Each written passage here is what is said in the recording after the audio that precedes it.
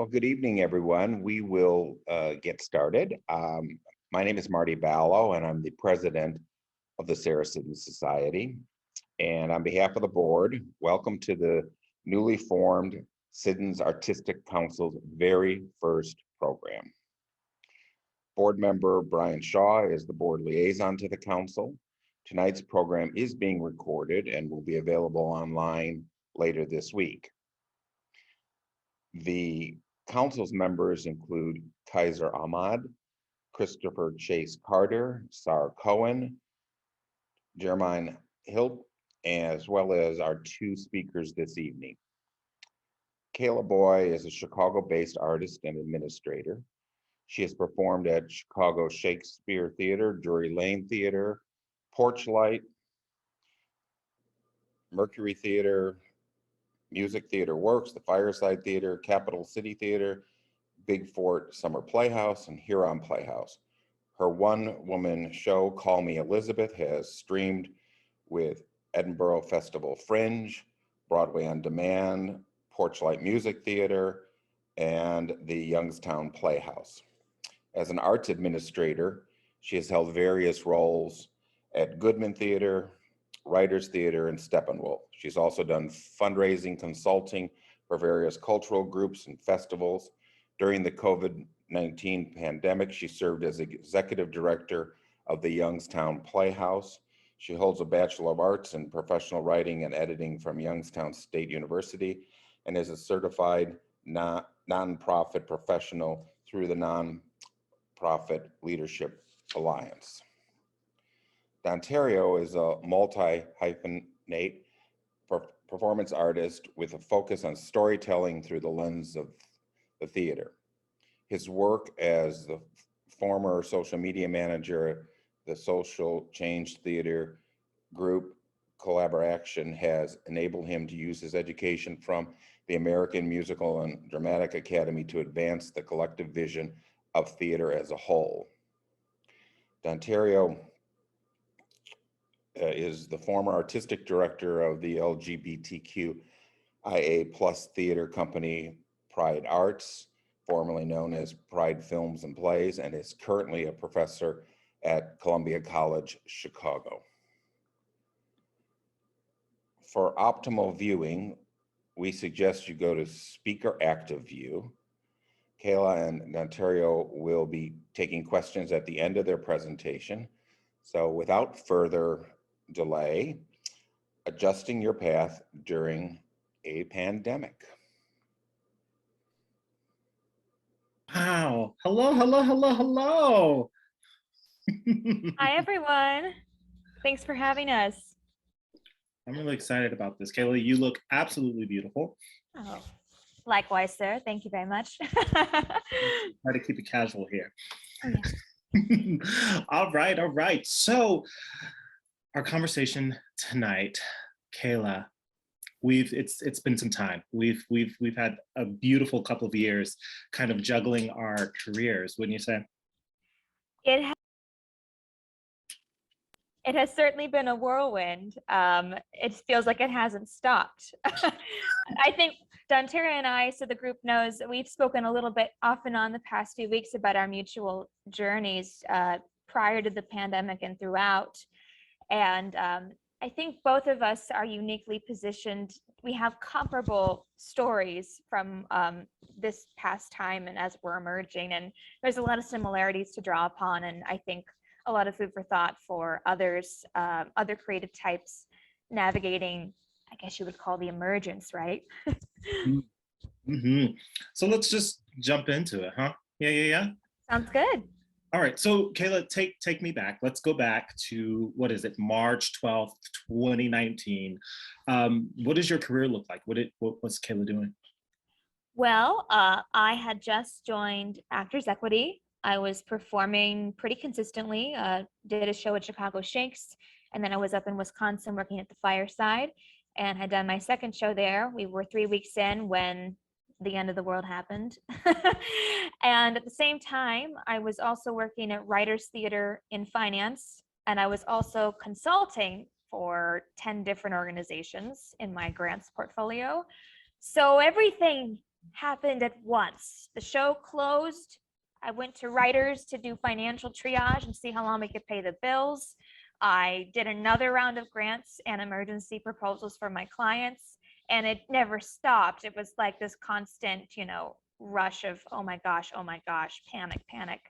And then it was just sustained panic for a while. And once we all kind of caught our breath about a month or two later, I reached out to my hometown theater, the Youngstown Playhouse, which is about to turn 100 years old. And I had been a guest speaker for a board member's class at the university I went to. And he said, hey, I'm on the board of the Playhouse, your hometown. Would you want to help out? Would you want to, consult or volunteer? I said, yeah, I'd love to volunteer my services to help you out at this time. They became my primary client as a consultant, and then I became their development director because it was quickly apparent we needed a lot more than just some side help. And then their managing director left, and the board looked at me and said, hi, looks like you're our person. And I said, oh God, because I know what you and I know what it takes to run a company, and I hadn't seen myself running a company for at least 10 years from now. And I know still, to do it effectively, you have to give it your all. So I knew I was going to have to give it everything I had, and I did. So yeah, we're on the other side of it, but it was a lot.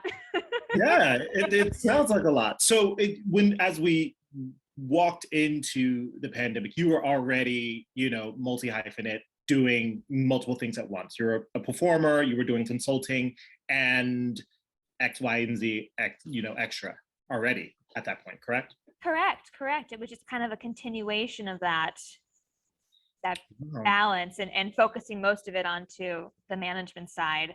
I still did my solo show. I premiered it. And I eventually, as we got back to live performances, I was able to work remotely and perform in Wisconsin while working remotely and going back and forth between Ohio and Chicago and Wisconsin. So now is the first time I've been in Chicago for more than 2 weeks at a time in the last 2 years, and it feels so nice to be home.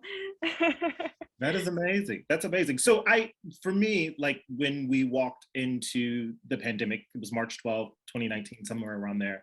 I too was in a show. I was performing in Sophisticated Ladies, I think at Porchlight when it happened. We luckily closed March 6th, right before everything kind of went kaput. But, we were trying to get it to extend, but thank goodness it did not. But at that time, I was kind of just acting, doing graphic design on the side, directing here and there, but mainly acting. That was kind of the thing that I was doing at that time. So for you, Kayla, it seems like what I call the fork in the road, where you're on the road of being an actor, and then these other opportunities kind of show up. What did that feel like for you when you set out on one journey of oh, I'm going to be an actor, and then this new opportunity kind of opened up to you? What do you do in that moment? I'll have to say it felt right. I know I'm going to do this eventually in my life. I know I had the skills ready for it, but when it was publicly announced, I felt terrified because I felt there would be this perception that I was no longer a performer. And that was a perception held by not all of my circle, but a lot of people were like, okay, wow, okay, great, she quit. She's done. I'm like, no. I haven't even begun to do my thing as a performing artist yet. I had to make it very clear that, this was a thing I was doing in the moment to help. And you should be allowed to do multiple things. Why are we limiting ourselves to being boxed into one thing? So I fought that battle really hard, and I was lucky to have a community that once they understood, once I explained myself and was able to do things simultaneously, they were like, oh, we see this. Yeah, we see this. I think it's a case-by-case basis, right? Like yourself, adjusting to new terrain, getting used to new things in the pandemic for you. I know you took on a new position as well. Tell me a little bit about, how you were able to transfer some of your skills as a performer to your new position as a leader in the community. at this crucial time? Yeah, it was interesting. Like you, it was not expected. You know, there was a situation that happened, and there was a position that opened up at Pride Films and Plays for myself. I got a phone call directly saying, "Hey, this position's opening up. You should take it." And I immediately said no. You know, it's the whole thing of like, I no, like 10 years from now, maybe I'll think about it. But right now, I'm an actor. I have all my dreams. You know, I'm going to be on Broadway, and I'm going to be on TV, and you know, I have a Tony. You know, it's all those things that you're worried about. And so the idea of becoming artistic director of a theater, although I knew like I could do that, it was terrifying. I said, no, you know, if I do this, that's, you know, sayonara to any acting career. That you know, I can't be in a show and be an artistic director. So I was absolutely terrified. I said no about 3 times. They called back. Luckily, people don't normally call back, so I was very, you know, lucky to have someone call back. But it was the 3rd time they called back. I said no yet again, hung up the phone, and I thought to myself, you know, and I reached out to a few of my mentors, and I said, you know, how do you really feel about this? You know, if you say no to this and they hire someone else, you know, Joe Schmo from Idaho, they hire him, and he comes and he does an awful job, are you going to be upset? And I said to myself, absolutely, because I know that I could, you know, fix the wrong that is happening there. And that kind of is what got me into it. I said, you know, I have what it takes. You know, there really isn't any acting happening going on right now. So why not, you know, go in and try to create something new in a terrain where we didn't know, you know, we didn't know what to do. You know, no one had any idea. Like, do we pick up a camera and start filming in the theater? Do we, you know, go outside? No one knew what to do. So it was terrifying, but it was something that I figured out. You know, it was a little bit of a struggle. Did you find some similarities in your role as what you had been doing before? Were you able to draw upon some of your experiences as a performer in your new position? Yes. In this strange way of kind of flipping the idea. I've been an actor for a while, a nice while, and I've experienced kind of the full gamut of what it is to, you know, work within a theater as an actor. So you see fantastic leadership. I've seen not so fantastic leadership. I've seen leadership that's kind of in the middle, and you're like, I see your struggle. So I kind of was able to use my life as an actor to say, well, these are the things that helped me. These are the things that I enjoyed from, you know, the great artistic directors that I'd gotten a chance to work with. And those were kind of the things that I started to implement for myself. So there was this kind of weird kind of through line with it.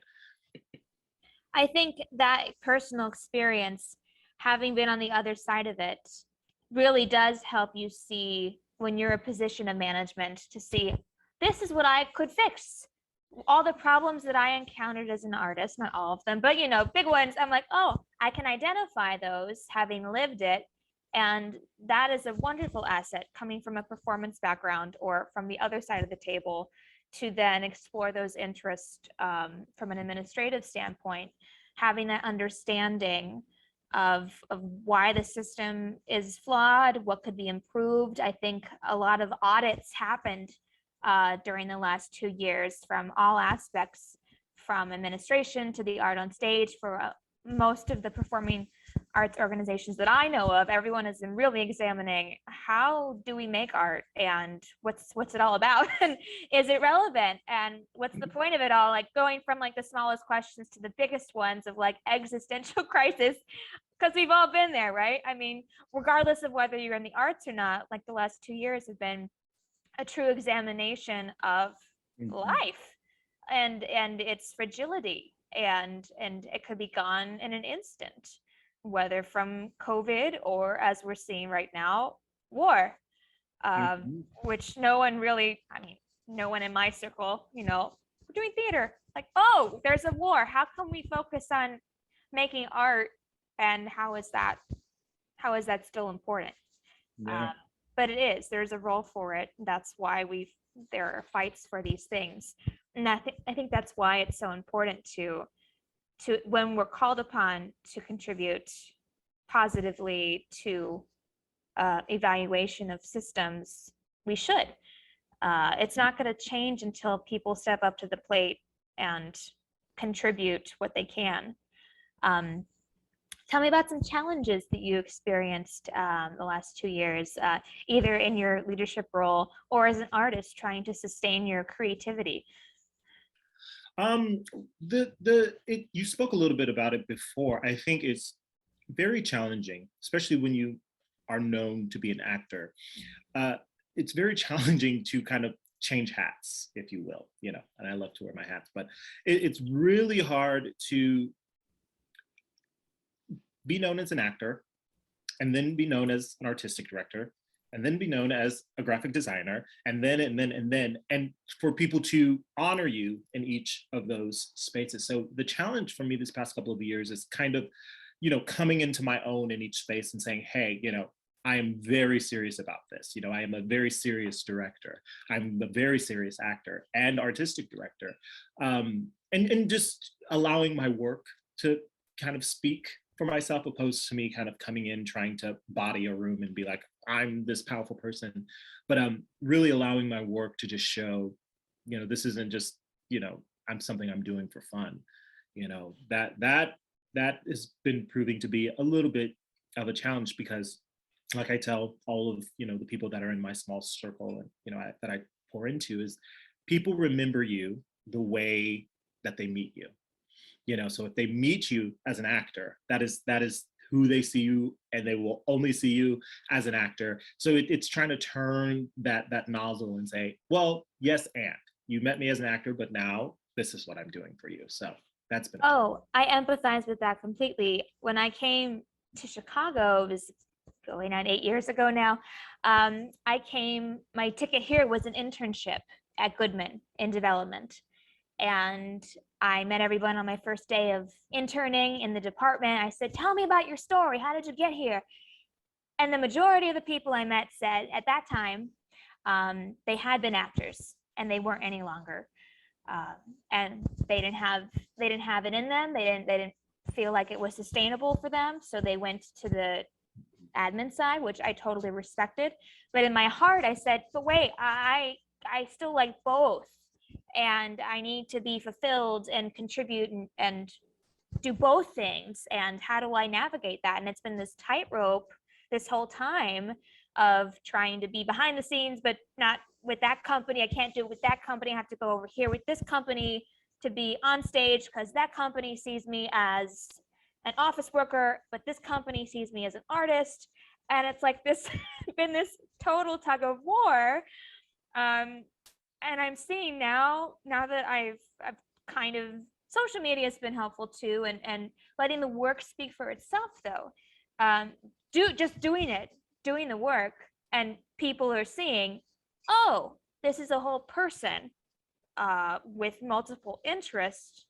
Can we use all of it? I think human beings are complex people, and there's a lot of sides to people. And unless you take the time to just have a conversation, you're right, you peg them. It's like an audition. You know within 30 seconds, really, if that person is right for the role, but they're auditioning for that role. Life, to use the metaphor, all the world's a stage. Like, what is your play? Like, what are you going for? And I think we should be allowed to go for multiple things. And everything does have its own time in your life. Like, this time in my life, I'm deciding to do this, and that's okay. But I say, why not do various things at the same time? Right. That's that multi-hyphenate thing. So as I'm hearing you talk about this, it seems like there's a little tip in there for the viewers of this productive use of social media, being able to round yourself out and say, this is all of me. Can you speak? I know we're kind of going a little rogue. We haven't, for everyone watching, Kayla and I haven't had this conversation before. We're having this fresh here with you. We have, questions we're asking each other, but this is not something that was on our list. But can you, the queen of branding, I absolutely adore, your presence on social media. Can you kind of give us some tips on how you use social media to kind of say, this is all of me and this is all of me at work? Yeah, absolutely. I'd say over the last few years, my primary use of social media tools has been for my performance side of things. As an artist, it's just so much more graphically stimulating to showcase your portfolio on those platforms. And my aesthetic as a performer to date has been mostly golden age stuff. So old Hollywood, lots of colors, very flashy. And on Facebook, I've used that channel when I do use it to say things of substance and not just come see the show. It's usually to elevate a platform of a cause, of a theater I'm working for, or an initiative like sign this legislature bill, like sign this petition to get funding for the arts. So like to use your voice to, if you have a follower base, to like, it's one thing to put content out there, but what is it about? Are you going to try to galvanize someone to action, to donate, to sign that petition, to go to that show? And just recently, when I departed my executive position, that's when I shared, hey, by the way, I've been doing this too. It was kind of like behind the scenes. I hadn't shared that much on social media because I was the person running that theater social media accounts, and I was doing everything through their channels, and I didn't try to cross-pollinate my personal stuff. So I'm very intentional when I'm trying to message something. And just about, I think like anything, knowing your audience. And now that our networks have people from both sides of the world in it, I think it's very important to know what you're saying and who is it reaching, and really what your end goal is. I think social media can have a positive effect. It's been very negative, you know, as of late, last few years, because people have taken to it, understandably so, to vent frustrations, politics. But I think it can be a place for positivity as well. And you Yeah. too, you're the master brander. Something like that. But no, it's the same thing that you're saying here. And what I'm trying to get at, you know, for more people who are using social media, is the idea, like you said, of using each platform for the different facets of yourself. Like yourself, Instagram is kind of my go-to thing now. That's kind of where it's like a hub for, you know, everything that I do, you know, the graphic design, the directing, you know, all of that kind of lives there. Facebook, I'm just now kind of shifting gears with how I use Facebook, but Facebook, you know, is really kind of, for me, my personal space, which, you know, we all kind of need a, not need, but, you know, we could use a social media personal space. So that's kind of what I use for my personal space. You know, Twitter is those, you know, quick ideas and, you know, calls to actions and things I would like to use. And LinkedIn, you know, that's a whole thing that people should be getting into now. It's kind of really where, you know, the meat of it, the artistic director things and the college professor things kind of go. But I absolutely think that is a huge tool that everyone should be using as far as, you know, being multi-hyphenate, or, you know, in any, you know, industry, not even just acting, just being able to have, it may sound a little crazy, but have each section of your life kind of divided up, and you're not just spewing everything from one place. LinkedIn's where it's at, honestly. Yeah. I just got re-engaged with the LinkedIn community over the last month or so, and I'm like, oh yeah, here's some positive like tools to avoid burnout, tools to recover from burnout, which we're all going through, regardless of where you've been at, like tools, helpful tips and tricks, and industry leaders that you might not have previously been connected with.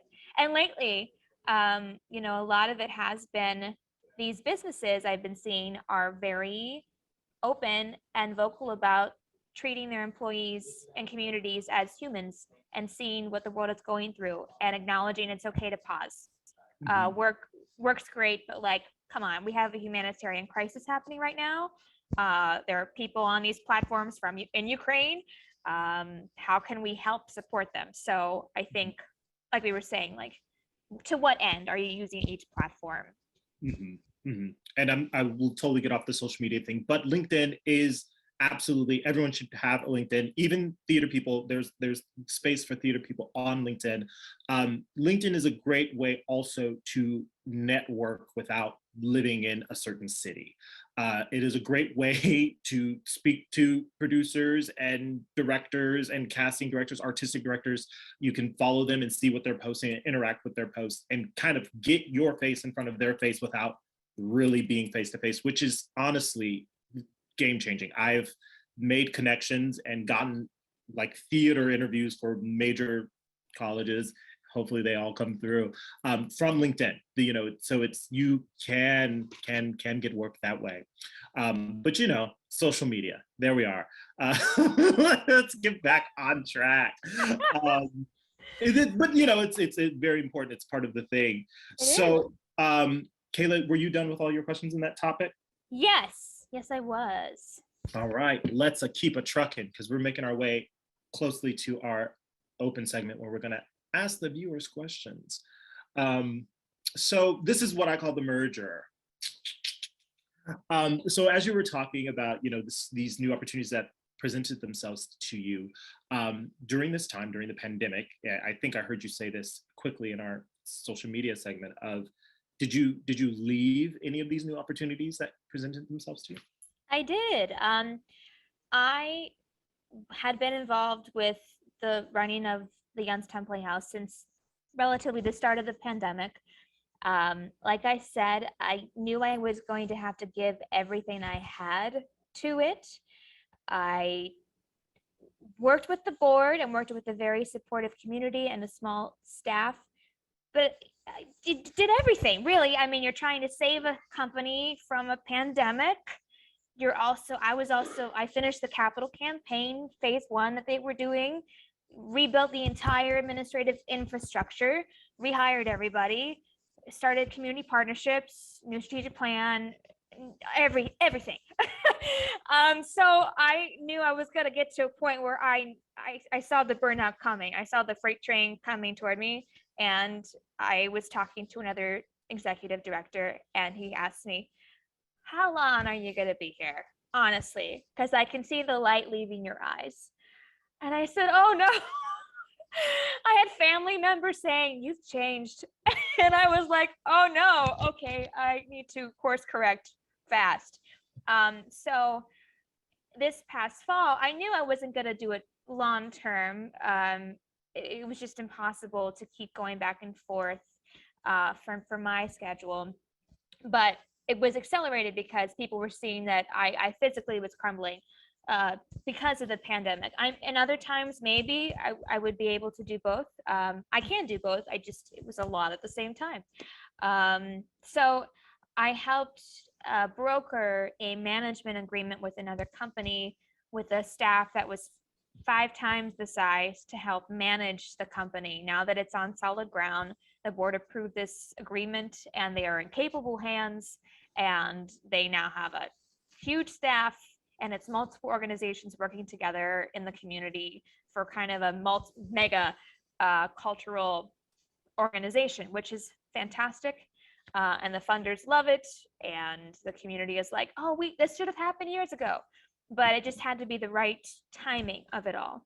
So having set them up for success, I was able to sleep at night somewhat and come back home and kind of say for myself, okay, now what? Because I definitely needed a second to catch my breath. It was a lot to handle, and the traveling. So I parlayed that into, well, I still want to be involved, but I want to have a little more autonomy. So I have just said I'm available for consulting at this point. I might be willing to do a more, long-term role somewhere, but at this point in time, as I'm trying to find my pathway back to being an artist, because I still haven't really felt like I've had the chance to do the thing on my terms yet. So I think consulting, which I had been doing before, I've gone back to that, and it's kind of a person for hire to help others if they need small projects here and there, help them, reemerge. Yeah. As yourself, you've jumped full force right back into being behind the table. You're directing, you're teaching now. How has Yeah. that been so far? The teaching's great. It's fantastic. I'm so excited. I can't wait for it to continue. But I also, left a position, and the reason why I asked that question is, a lot of people have, these multi-hyphenate artists who've kind of repositioned themselves during this pandemic, have started these fantastic, great new projects and positions, and then have found themselves leaving those positions. And it's something that, in the world of any kind of business, you never talk about the leaving. You always talk about the getting the job, but when you leave, it's always like, don't tell me when I leave. I left. But I'm so interested right now in exactly what you said. We should be in a place now of being able to like understand when it's too much, and I think there's growth in that. I hear a lot of people, they're like, oh, I took on this position, they're absolutely happy, and then when it's time for them to leave, it's always like, Ontario, I have to go from this thing, and they feel so down about it. And I think, but there's so much growth in that. How, like, if we can talk about theater, I think a lot of the crunchiness that we're experiencing in the theater, and like, oh, should these people be in power and this and that, comes from the fact that people say, once I've done this thing and I've said, yes, I'm going to be an artistic director or a director or an actor, whatever it is, I'm going to do it until I can't do it anymore. And I think now we're in a time where if you're going to be multi-hyphenate, you have to know like when enough is enough, when I have to pass the baton gently, as you did, of finding the solve to it and not just saying, hey, I'm out of there. But that to me is growth. Can you speak a little bit about the growth that you felt from realizing, ooh, it's time to go? Totally, yeah. I mean, I believe I was close to burnout before the pandemic happened. I actually was going through that. I was having like, what is it all about? Conversations with myself, and I can't keep doing this. The hustle. Everyone talks about the hustle, and it's not exclusive to New York City or LA. It's wherever. It's you're always going to have a survival job. That's just the way things are for artists. Even when you make it to Broadway, that show's going to close and rent's so high. So you're always going to have other things to do. And we have to know our own energy reserves as human beings. Not all of us have the same energy at all times of the day. And with the pandemic exacerbating that drain, I think it's really important to know yourself and what you can offer. And if you can spot it, if you can say, oh, I'm not giving the best of myself. I don't want to be a person who brings half of myself to the table. I think that's a disservice to the cause. It's a disservice to my personal reputation. And if I catch myself phoning it in, that's the time to get out and tell the people you care about, I need to do this because I can't give you my all. And it's okay to acknowledge that. Human resources is the biggest resource there is you as an individual. So without that collateral, game over, man. You got to preserve yourself. And so you can recharge. It's this balance of, like performing. I love doing a show, but when I go home, I'm off. Like I'm done. I need that time to myself to recharge and to get ready for the next day. And I think that's very valuable. So I think that's how I've grown the most, is just really identifying, these are my boundaries. And this is what I need to exist. Absolutely. And I think that's something we all need. And the pandemic's definitely shown that to myself. Before we let everyone in, we were kind of talking about the power of no, which is such a scary thing when you are multi-hyphenate and you're just getting out there, that the idea of saying no to things. But it's so powerful, and it really does free you up to recharge.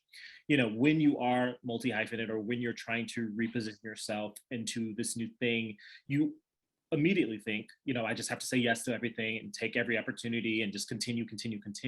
But the thing is, you get burnt out. Like you will burn yourself out, and the thing is, you'll just continue to go, and you're not producing anything of worth because you're burnt out and, this or that. And I think it's really, really, really, really, really, really important to know yourself and how much you can take. I think, that is the most valuable thing of repositioning yourself in any career, or, if you're a multi-hyphenate artist, know yourself, know how much you can take, know when to say no. There's absolute power in that. And the main thing I think out of all of this is being able to give your best work. It doesn't matter, how many things you're doing if all of them are subpar. I think you just really want to be able to give your best to everything that you're doing, especially if you're multi-hyphenate. The main thing it comes down to, how well are you doing these things? Not how many you're doing, it's about how well you're doing these things. Well, it's funny you say that. You're Dontaria, you're one of the first people I met that has been so vocal about saying, I'm a multi-hyphenate artist and I'm proud of it and I can do multiple things. Tell me a little bit about how you've been able to make space for yourself, and what do you see happening going forward? Do you think more people are going to kind of come into their own and claim these other assets that they have to offer? I think they will. I really do. And I think that kind of lies on the shoulders of other people who can call themselves multi-hyphenate. I know, I have just a few things that are in the back of my mind when I'm taking on jobs. And one of them is lifting other people up. If there's room at the table for me, there's room at the table for you. There's a project that I'm working on coming up that when I went into it, I said, yes, I want to do this for, having the project and doing this thing. But really under the table, as I was building this project, I wanted to do a project where I got to work with other multi-hyphenate artists. So it's a show that I'm directing. So I was casting actors that also did other things, that were costume directors, that are directors themselves, or, writers and things like that. And I wanted to get in a room and see, can we do a show where I, the director, who's also an actor, am directing an actor who is the costume designer of this show, and can we all like work in the same space and not, create chaos? And I'm really excited about that. And I think thinking that way is kind of how you make room for other multi-hyphenate artists, is kind of showing like, hey, you can do more than one thing, especially in the theater. There's this weird idea that you can only do one thing, only one thing. And it's like, well, I mean, that's not even how any of us even began. Any entertainment, anything you've done, you started out doing all of the jobs, and you're probably doing them for free, but you started out doing everything. So, why is it now bananas to think now that, there's a little bit more money involved, I can't, direct and act and this and that. So I think the future kind of lies in the hands of the multi-hyphenate artists. If you have a space and you're given an opportunity, you can then multiply that. So I think that's how we can do that. I agree. I personally think it's the only way to survive is to be versatile, given the whole way everything has changed so much. You have to be nimble, you have to be flexible, you have to be willing to take different opportunities to sustain the end game. And if you that is relying on a different set of skills that you had that you were concealing, that's okay. Because you in your heart know what your end game is and what you want. And as long as you keep your inside focused on the end goal, I don't see why there's a problem. The path can wind, but it's always got to get to a certain point. There's the end of the road somewhere. Right. Well, we have a few minutes left. You want to open it to the group to, if anyone would like to say if anything has resonated with you from this conversation. Is there anything anyone would like to know a little bit more about our respective journeys, or about, what we're seeing in terms of trends happening in the industry at large? Open to the group.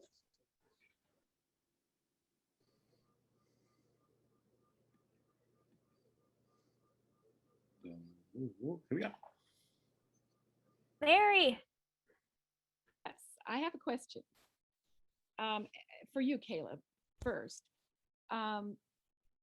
what training did you have that allowed you to be in the finance world of a theater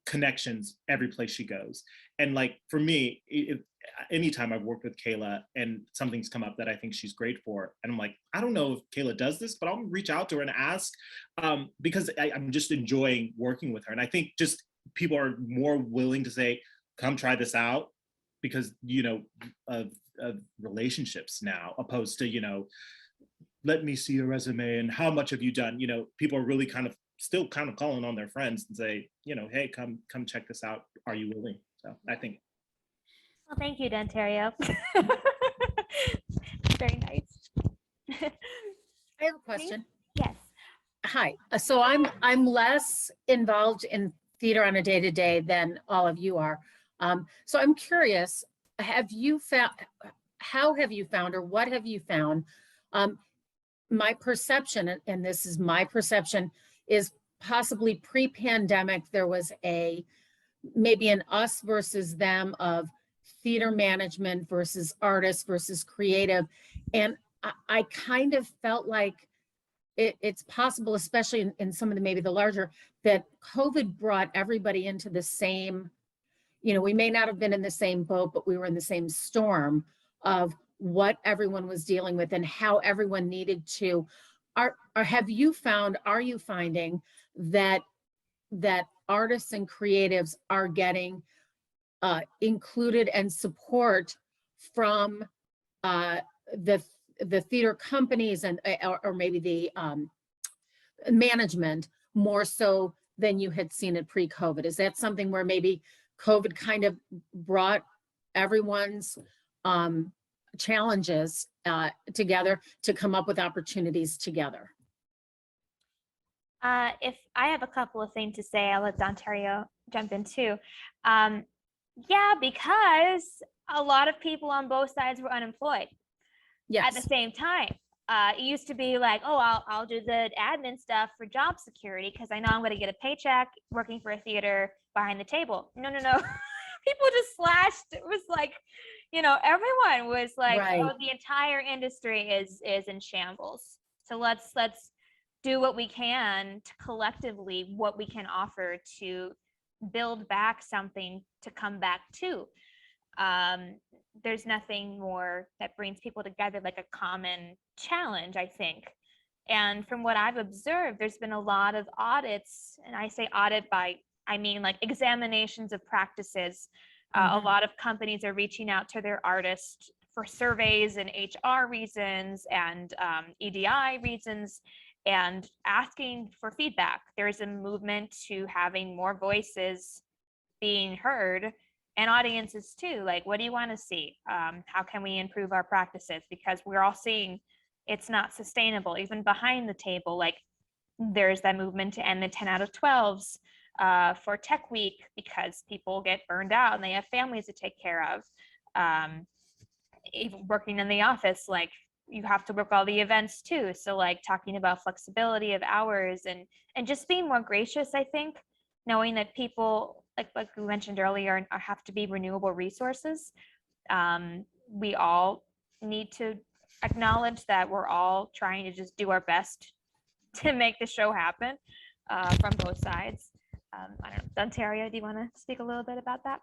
No, I think you got everything, but I would say, you know, it did kind of bring us all together because we all kind of experienced this thing together, which is not normal.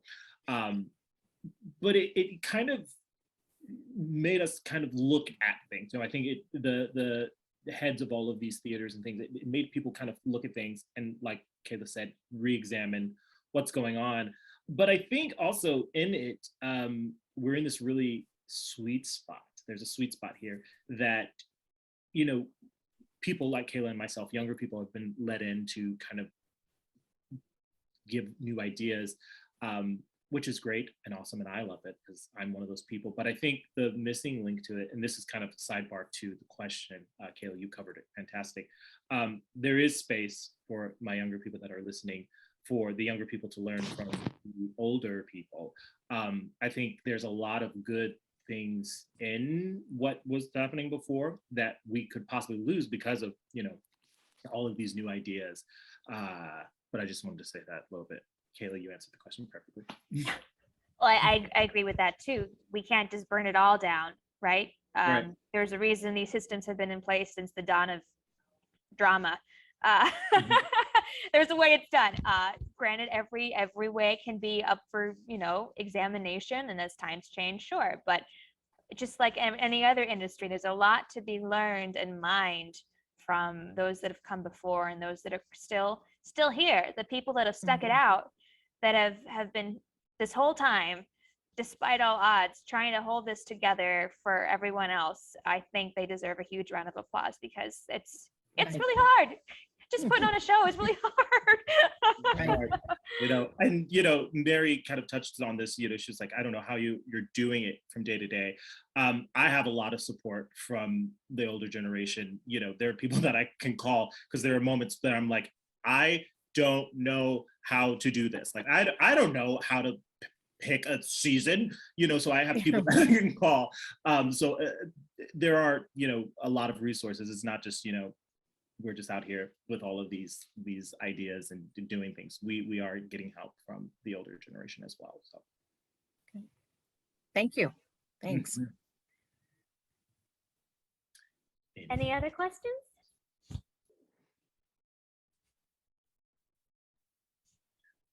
it's looking kind of silent. Well, I know, everybody's very shy. David, please say something, David. he had to get ready. Yeah. No. I've been observing everything and taking it all in. I don't have any questions. I have more so statements.